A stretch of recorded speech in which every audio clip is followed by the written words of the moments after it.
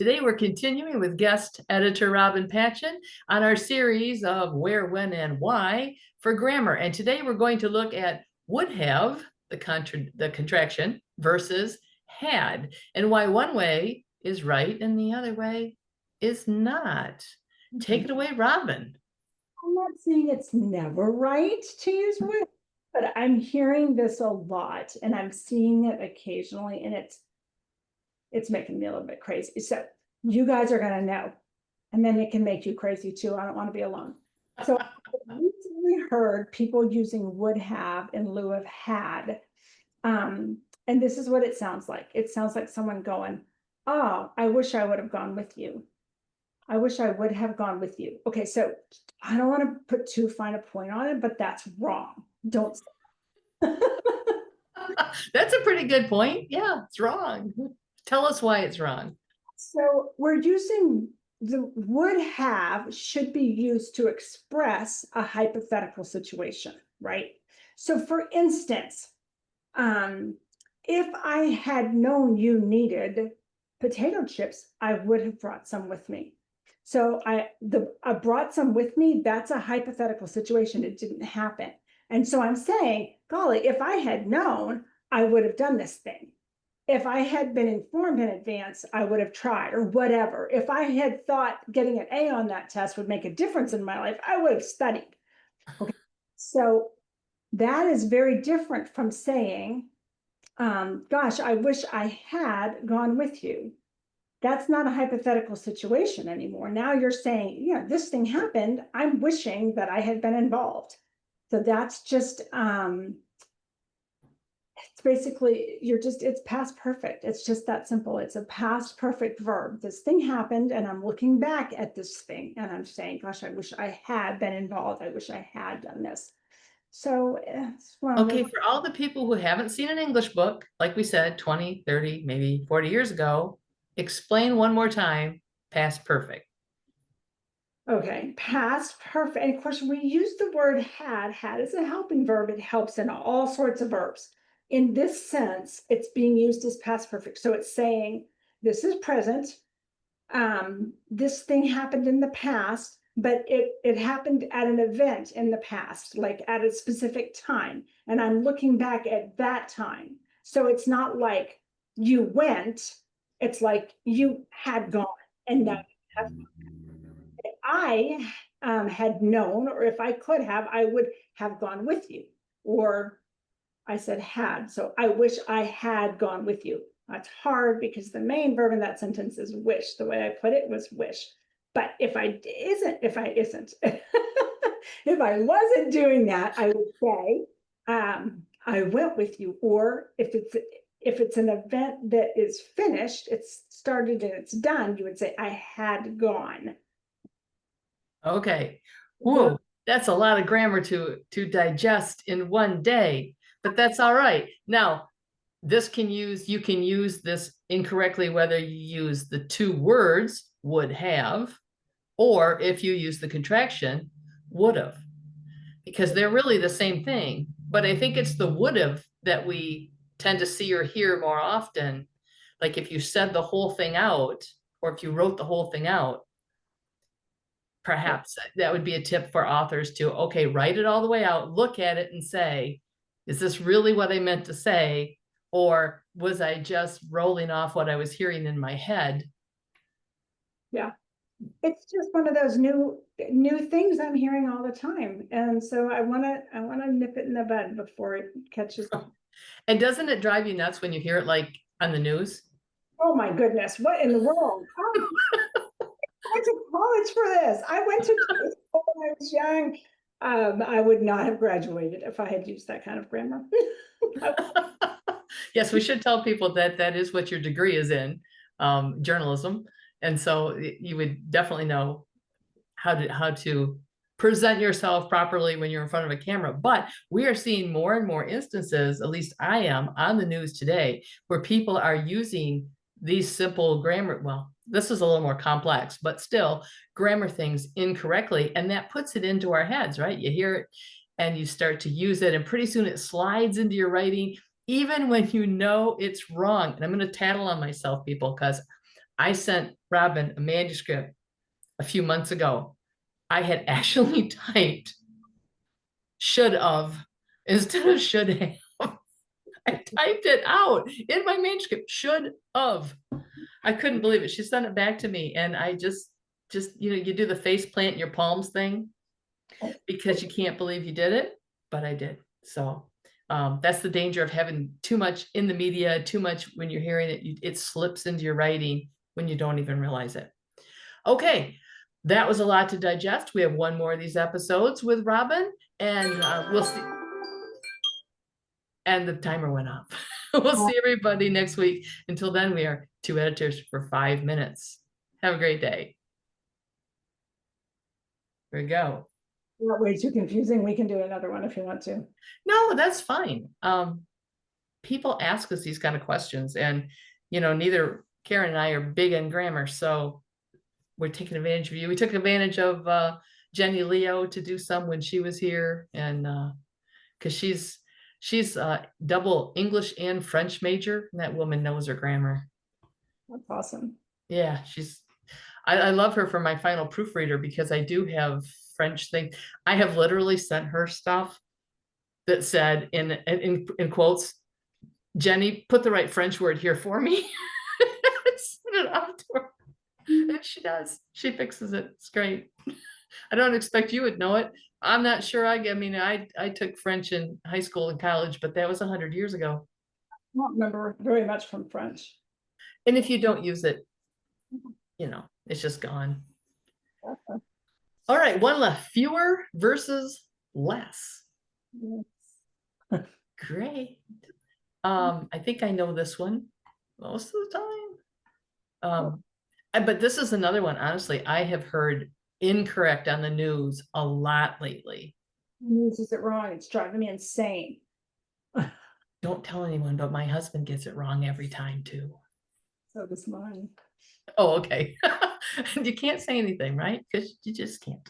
I mean, shouldn't, but do. I've corrected these things, and they will say it wrong and then correct themselves. They'll be like, I need to get less of this, and then they'll go, I mean, fewer. Like, all right, let's grab this last one and we'll call it a day. So smile. Is it fewer or is it less? Today is our last in the series of When, Where, and Why with guest editor Robin Patchen. And Robin, today, fewer versus less. This is another thing I am hearing used incorrectly in the media all the time. I'm reading it online in articles written by journalists who don't get it right. And it's slipping into fiction, sometimes incorrectly. I know I did it at least once that you corrected mine. So why don't you tell people what on earth is the difference? okay, well, this is another one that my J professor used to always say, just like people are never that, she would say people are always fewer, never less. People are never less, they're always fewer. And so here's what we're gonna start with fewer. Fewer can be used with any countable item. Okay. So not the stars. Find one that doesn't work. The stars are countable. Well, God can count them. God can count them. So there you go. Therefore, they are countable. So yes, there would be fewer stars out tonight if there's too much, because there's too much light pollution, or it's a cloudy night, so there are fewer stars. So anything that you can count is fewer. Anything that you can't count, sort of time is a great example. I have less time. Does that make sense? I have fewer minutes, but I have less time. Because minutes you can count, time you can't. Exactly. So I always say I need to drink less coffee, so I'm going to have fewer cups. Does that? So that's the sentence that I always have in my head when I'm like, I have to think about it. Well, I need to drink less coffee, so I'm going to have fewer cups. That's exactly what I thought of when you said that. I thought that's a catchphrase writers can keep in their head. And if you don't like coffee, people, just make it tea. It's all right. We don't want any haters in here. So, Works. I made less money this month, so sadly, I had to buy fewer books. oh no, that's just too sad. No, we no. Stay with coffee. But that sort of makes that line so we can understand, okay, measurable versus immeasurable for the most part. There are probably some gray areas. Can you think of any? I mean, I have had moments where it's like someone it was I can't think of the exact example, but it was about time and it was like fewer versus less and it was minutes or hours and I wanted it to be fewer, but it didn't really make sense because the overall sense of it was time and I wish I could come up with the exact example. That was so long ago. Well, so like if someone was talking about sands, but they're talking about the grains of sand. Okay, technically you could count grains of sand, right? But you don't count sand. Would that be one? Yes, I think that's true. You would never, right, that's a great example, because you would never say, I have fewer sands. Sand is it's like it's a vast thing. So let me put it this way, you can count grains of sand, nobody would, okay? Right. Sand in general is more like time, or coffee, it's not countable. So, I mean, technically, I feel like my definition still works, but also you're right. You would not be like, I have fewer grains of sand in my shoes than I did yesterday. And like if you're in my house, you would always use less like for dust Yes, yes, right. because Exactly. it's uncountable in my house. There is dust. Yes, it's even worse than stars. But if you were going among the crowd, there would be fewer people, right? Oh, always If fewer. I'm going down to the river, there might be fewer boats That's right. because those are very countable things. Um, if I'm looking up, there are fewer leaves on the tree because they're starting to fall now. I'm jealous. All countable things, right? But I have less paint on the wall That's right. because I Paint, can't really count paint. right. Yes, you have less paint, but you might have more cans of paint. I have less paint, True. I have less paint on the wall, but I have more painted walls and more cans of paint. Right. I think we've cracked this one. I think we've made this one understandable.